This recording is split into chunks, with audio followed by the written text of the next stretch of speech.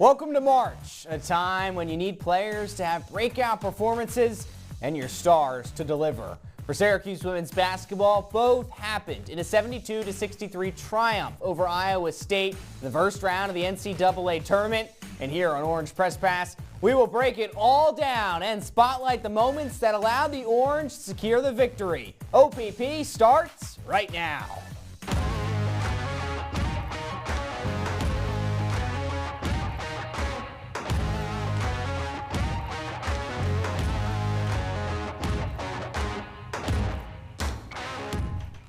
Welcome inside our CitrusTV studios for Orange Press Pass. AJ Myers here alongside Alex Burstein and Dan Shalam. And guys, what a fun game. The game zipped by. I mean, it was a quick first half, Alex, and it was a first half that they needed a big second quarter from Olivia Schmidt, and they got the outcome they needed. Yeah, I mean, Syracuse won this game because of that second quarter, and things got a little bit tight near the end, but that's been the story all season long for Syracuse women's basketball. It's not about how the quarters go down, it's about what that final score is, and Syracuse had a complete team game today, whether if it was Sophie Burrows in the fourth quarter, Layla Felia in the third, Olivia Schmidt in the second. Everyone played well today, and it helped big time. Syracuse survived, and they were moving on. You mentioned down the stretch how things were kind of getting a little bit hairy. It kind of felt like the Cal game in the ACC tournament where you had that huge lead in the third quarter, and then things kind of got squandered down the stretch. But hey, Syracuse got the job done. It wasn't the cleanest performance by any stretch of the mean. Sophie Burrows was awful all day, stepped up when Syracuse needed it, hit 2 clutch threes. That's what you need to do in March. Syracuse does enough and gets the job done.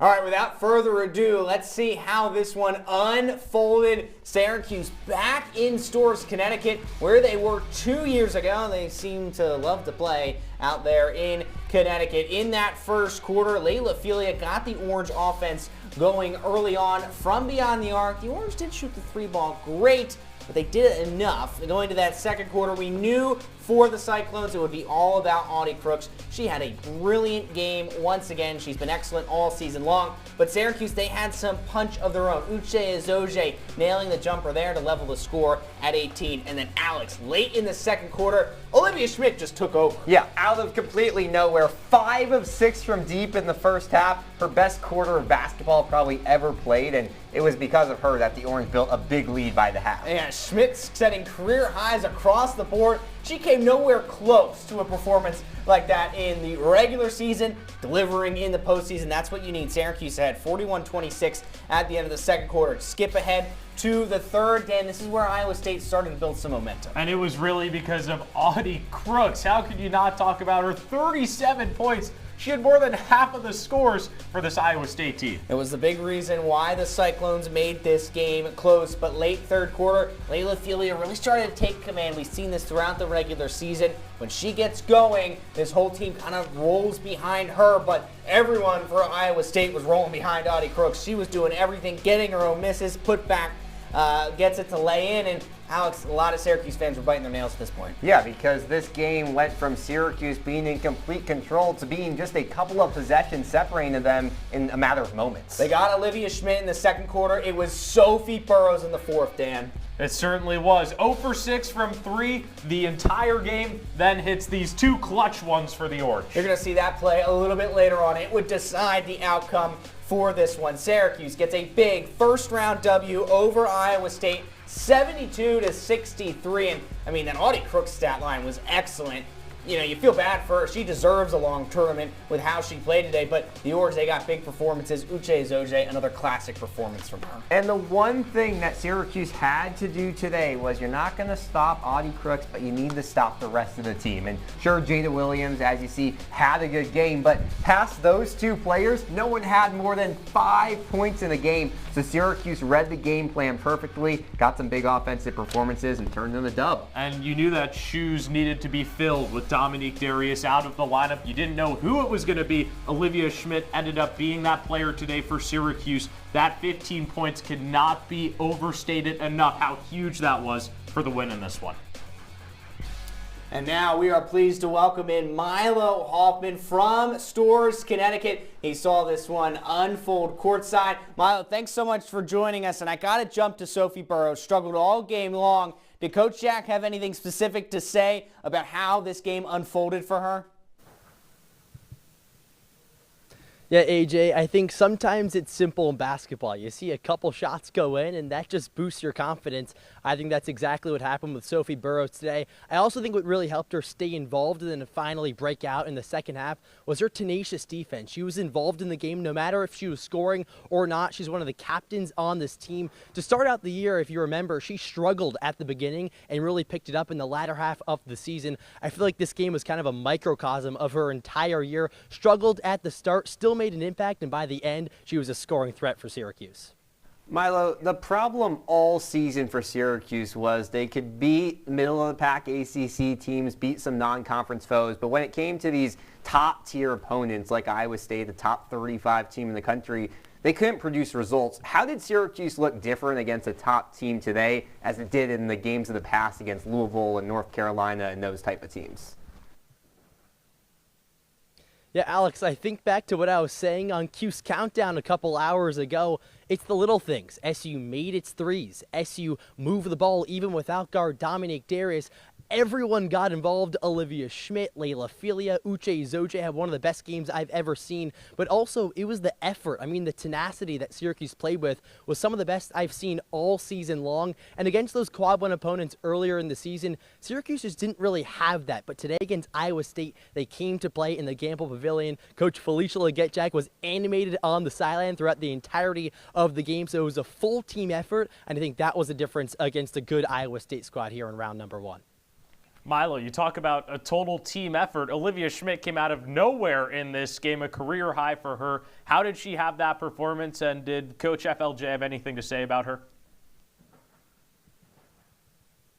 Unbelievable what Olivia Schmidt was able to do, I mean, out of nowhere is right. She went off for 15 points in the second quarter, 5 3-pointers. Now listen, everyone knew what Olivia Schmidt was capable of doing this entire season. Sometimes she would go out there and make a good impact, but today it was on a different level. She was a huge reason why Syracuse was able to pull this one out against Iowa State. And in the postgame, she was one of the 2 players that went out to talk to the media, her alongside Uche Zoje. And she said, listen, my teammates did a great job of feeding the hot hand. She knew exactly what the case was. It was going to be best for Syracuse if Olivia Schmidt was shooting the ball in that second quarter. She was absolutely insane. She was hot. It reminded me of like a Klay Thompson performance back in the NBA. Olivia Schmidt took over and was a huge reason why Syracuse could pull this one out. And like I said at the start, she's a very talented player. She's a leader on this team, even though maybe she doesn't play as many minutes as some of the other players. Without Dominique Dare, she knew she had to step up today,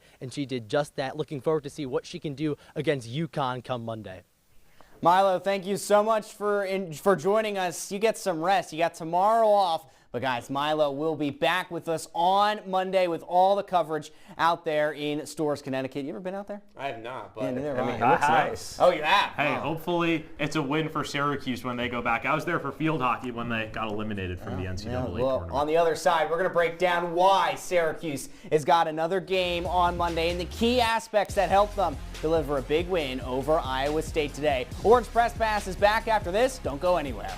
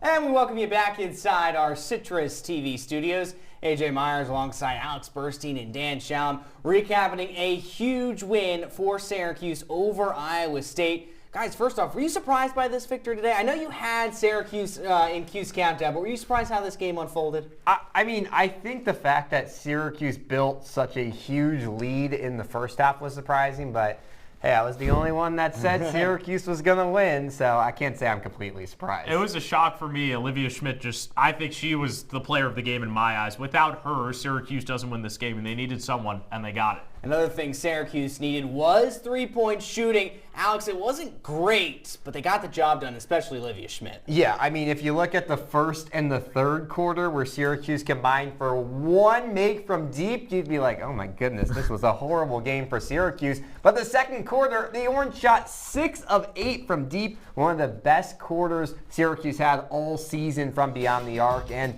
sometimes it takes just one big quarter. That's what Syracuse had today, and it all stemmed from that 3-point shooting. And when Syracuse shoots the 3-ball well, you usually look to Sophie Burrows and think, oh, she had a really good game. But she was 0 for 6 all the way up until the fourth quarter. She couldn't hit anything.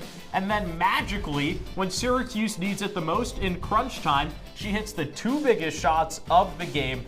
And for me, it doesn't really matter how she played the rest of the game. She stepped up when it mattered, and Syracuse got the job done because of it. And I think that was really why they won this game, along with Olivia Schmidt. You look back at that 2024 team, so many games were won in the final 3, 2, 1 minutes of game because they had the skill to close out contests.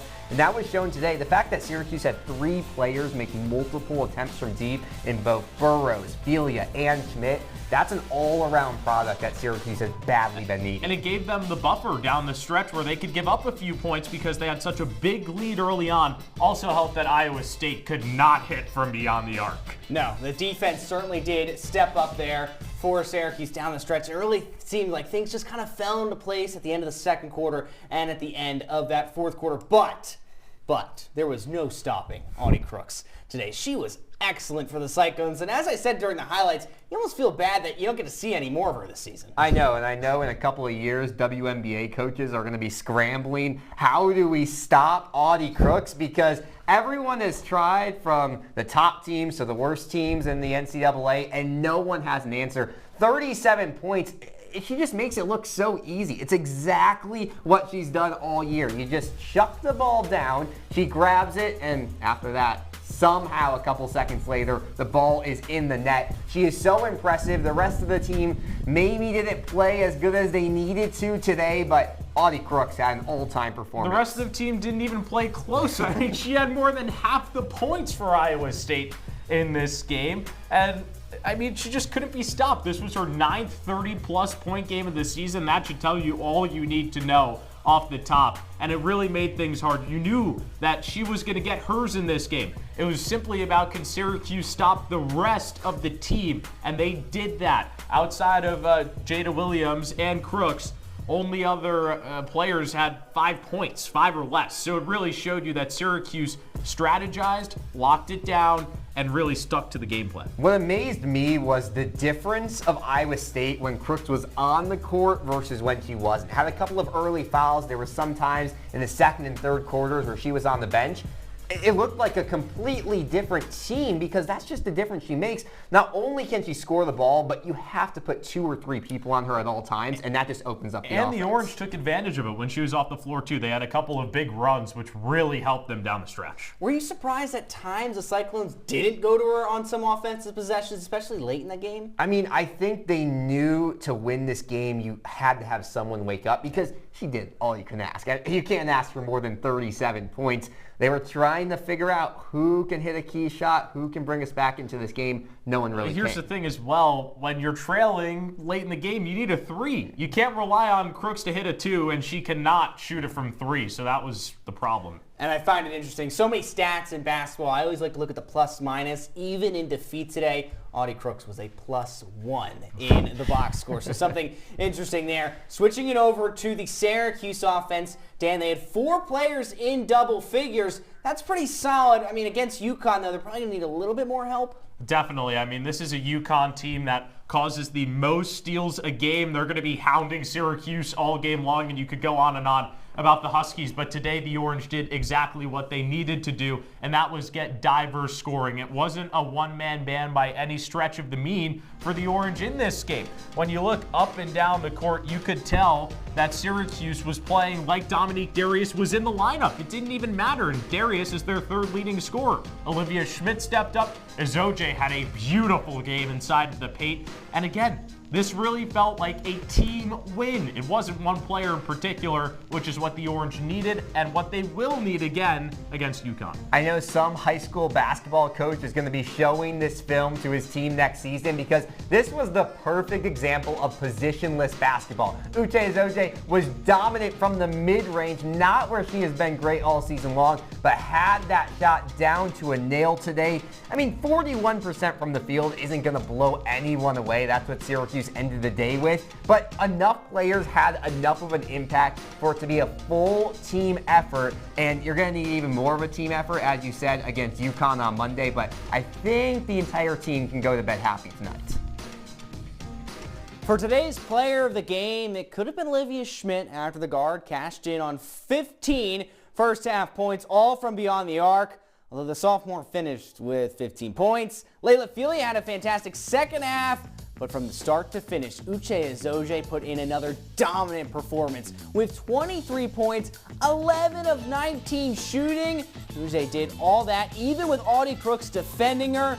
Her game and all these moments cannot go right if the forward isn't bringing it. And the Orange certainly needs the freshman to continue these standout games, especially against ranked UConn on Monday. It'll be interesting to see how Uche performs against the best team in the country. And certainly for a freshman, they're going to need her to be at her best. And really, all season long, she has always delivered, no matter what the obstacle is. You really got to give credit to head coach Felicia Leggett-Jack for finding Uche Ezoje this offseason and bringing her to the 3-1-5. She made the difference today, and if the Orange want to get a W against the Huskies, guess what? She'll have to make the difference once again. Well, we're up against another break here on Orange Press Pass. When we come back, Alex and Dan, they're heading to the film room. They're going to break down some key plays, and I'm going to give my moment of the game. You're not going to want to miss that. Orange Press Pass is back after this.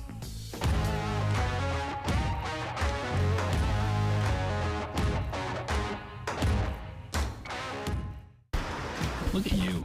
You're at the top of your game. You're unstoppable. Nothing can throw you off track. Wait, is that your car? Uh-oh. Yeah, I saw that coming.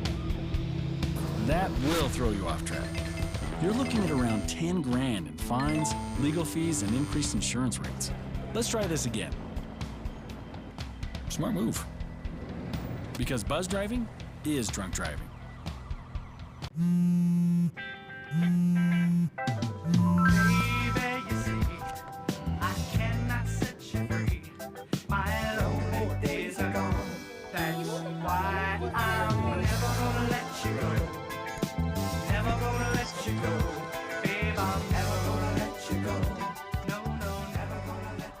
Here you go.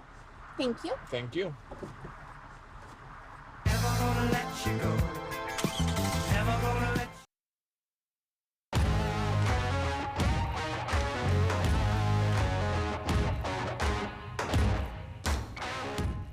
Welcome back to Orange Press Pass. I'm AJ Myers. Thanks so much for spending your Saturday night with the CitrusTV studios. And we are recapping a big win for Syracuse women's basketball over Iowa State. And now we're going to get into the nitty-gritty of it inside our film room with Alex and Dan.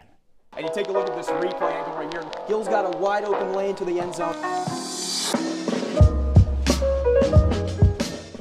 That is right, AJ. So much to break down from this game. So many great plays that Syracuse have, but I picked out two that show how everyone got involved on both defense and offense for the Orange today. So let's take a look. We'll start in the fourth quarter with a defensive possession. Starts with Layla Feely, gets a big tip there. Syracuse kind of scrambling. What's going to happen now? Look at Akimbawala, who brings Audie Crooks out of the paint and makes it an easy defensive stand for Ezoje, and Sophie Burrows ends up getting the rebound. So many players got involved on that one defensive possession, and that's what Syracuse did all day long. You're without one of your leaders in Dominique Darius, but so many different Oranges got involved in this one. Now let's turn to the offensive ends of things where Syracuse had a couple of players take over, and this time we will look at Uche Izoje. Let's take a look. She's driving down the left side, stops, and just has that perfect mid-range jumper. We'll take one more look at this one, and we're going to pause it right here. Audie Crooks is falling backwards. So great on offense,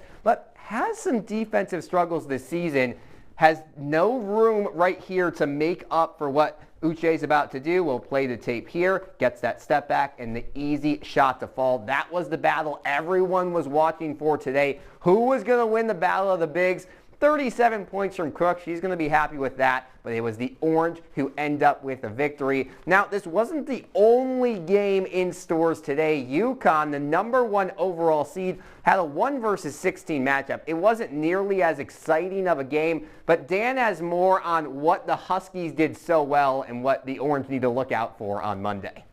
Well, it was a 45-point blowout, Alex, over UTSA, and you mentioned it. UConn is the top team in the entire country, and because of that, they're top in a bunch of metrics as well. We'll start with steals, which is where UConn has over 6 a game. They're top in the country at that, and they made that known early today against UTSA. A quick scoop and score all the way to the other end.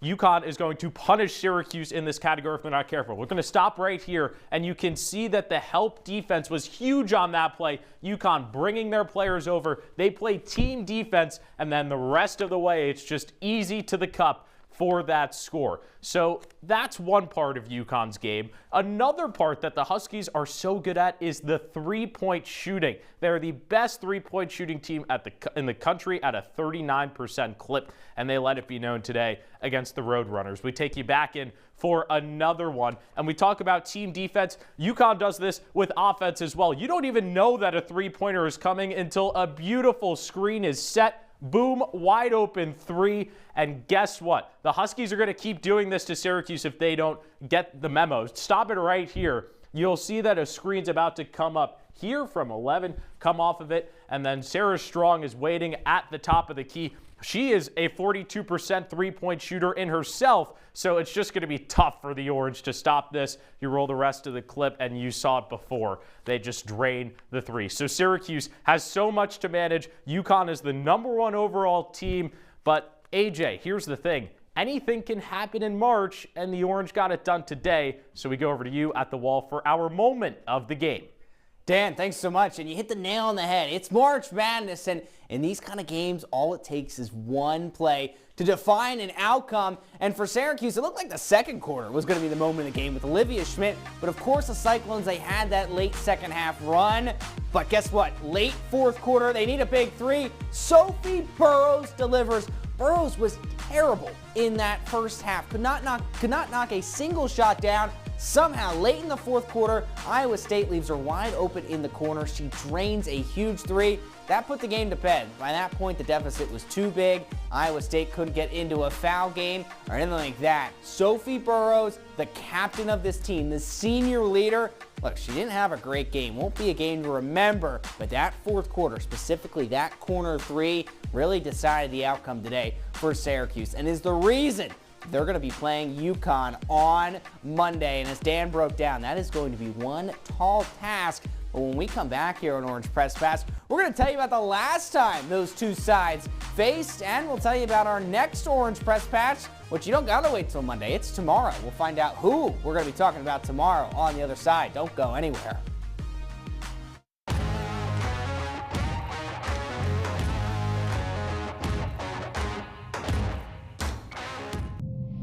You quit smoking and thought, that's that. But here's the thing about lung cancer. By the time you see the symptoms, it could be too late.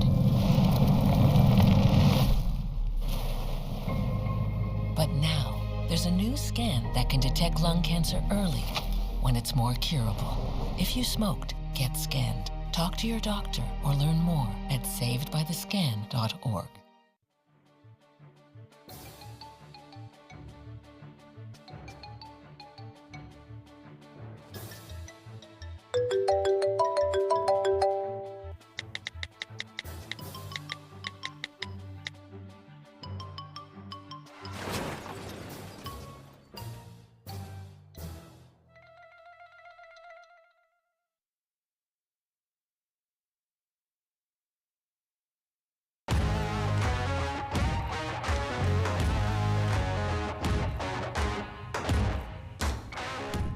Back inside our Citrus TV studios, AJ Myers alongside Alex Burstein and Dan Shalam. Not too much time left here on Orange Press Pass. Have you guys filled out your brackets?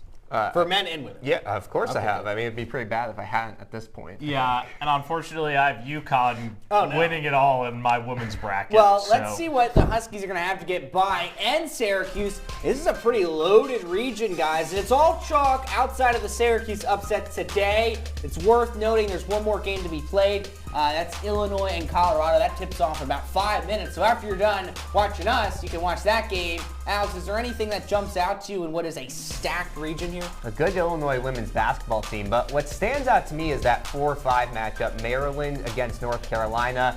Sure, it's a tall task for Syracuse to get past UConn, but should the Orange find themselves in a matchup against the Tar Heels, I really like that matchup for SU. Lost 77-71 in overtime in North Carolina. That's something the Orange could look forward to. You mentioned it. It's a winnable game either way for Syracuse here if they can get past UConn.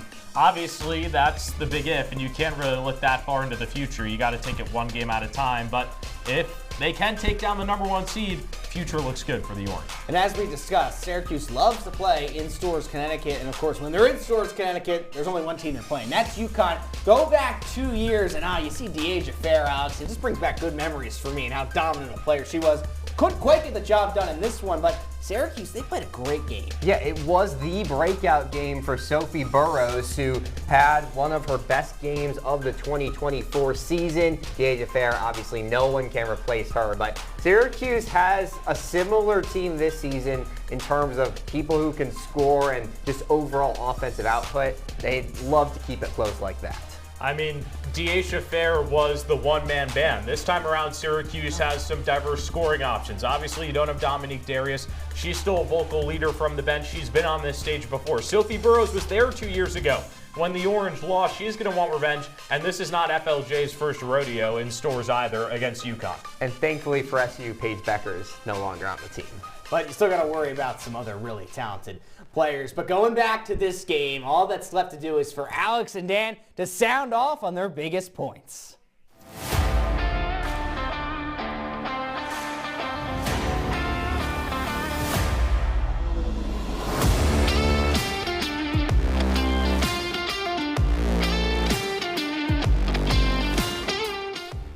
Well, AJ, after 40 minutes of competitive basketball, all I can think about is how this team was due for it. Blown out by Duke and Virginia Tech, a heartbreaking loss to North Carolina, and then getting slapped around by Louisville and Notre Dame. The 2025-26 regular season for Syracuse women's basketball proved it was a tournament team without the means to beat the best of the best. Today, that all changed against the preseason top 10 team, against one of the best scorers in the nation, against finally a fully healthy Cyclones team. It's about time Syracuse got a win like this, and it changes the way this team will be looked at for years to come. Making March Madness is one thing, winning a game in it is another, and SU showed today it's a program that's here to stay.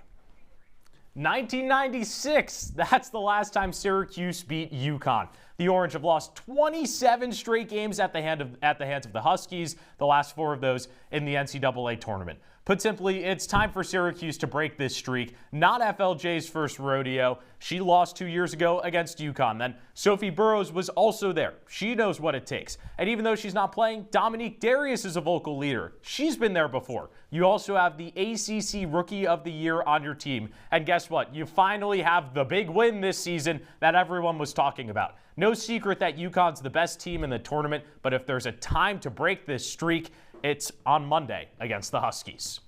Great point, guys. Our next Orange Press Pass, we're going to go over to lacrosse. It's going to be Syracuse men's lacrosse against Georgetown. This should be another great game. The ranked games just keep coming for Gary Gates' group. Any quick thoughts on this one? First time these teams have met since the 2021 NCAA tournament. Should be competitive. Georgetown was a top 5 team preseason. Don't sleep on them. No, it will be an interesting game. Syracuse men's lacrosse always seems to play close games. They're finally back home after a big road trip. You won't want to miss Orange Press Pass immediately following that game. We had a lot of fun today. From Q's Countdown to Orange Press Pass. We love March, especially when we have Syracuse to cover as well. They're back in action Monday. That'll do it for Orange Press Pass tonight. Thanks so much for watching, everyone.